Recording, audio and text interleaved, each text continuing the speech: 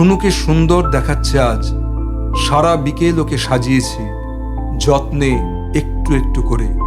ধমকে বলেছি, খবরদার কাঁদবি না, চোখের জলে সব ধুয়ে যাবে। ও কাঁদেনি, সেজেছে।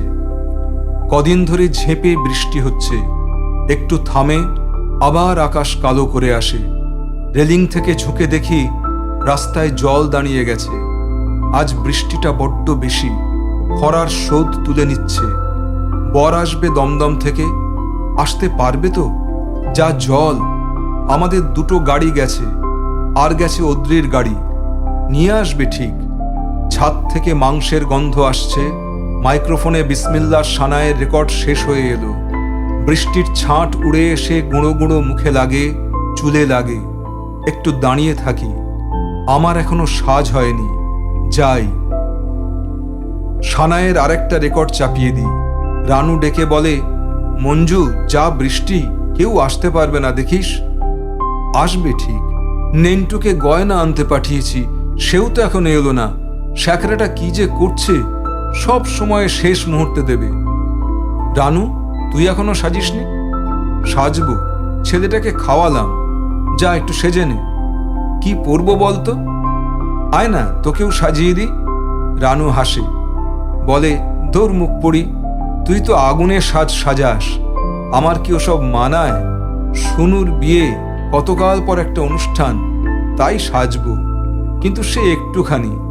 তুই একটু যা, সেজে আয়। নেন্টুটা এখনো এলো না। কি গড়াতে দিয়েছিস? বেশি কিছু না, একজোড়া ঝুমকো। নিজেরই পুরনো গয়না ভেঙে। একটু থামে রানু, অন্যমনস্কভাবে বলে, যদি দিন ফেরে তো শুনুকে আবার দেব। একটা নেকলেস দেওয়ার কথা ছিল। সাজতে আমার আজ ভালো লাগছিল না।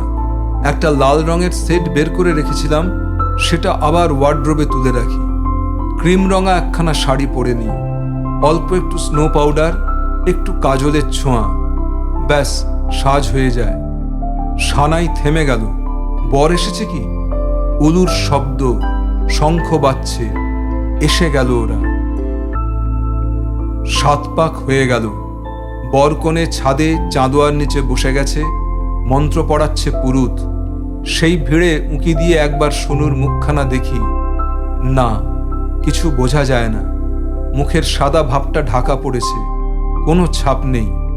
প্রথম পুরুষ স্পর্শের লজ্জা ওর কুমারীর মতো মুখখানা নুইয়ে রেখেছে। না, কিছু বোঝা যায় না। একটা নিশ্চিন্তির শ্বাস ফেলি।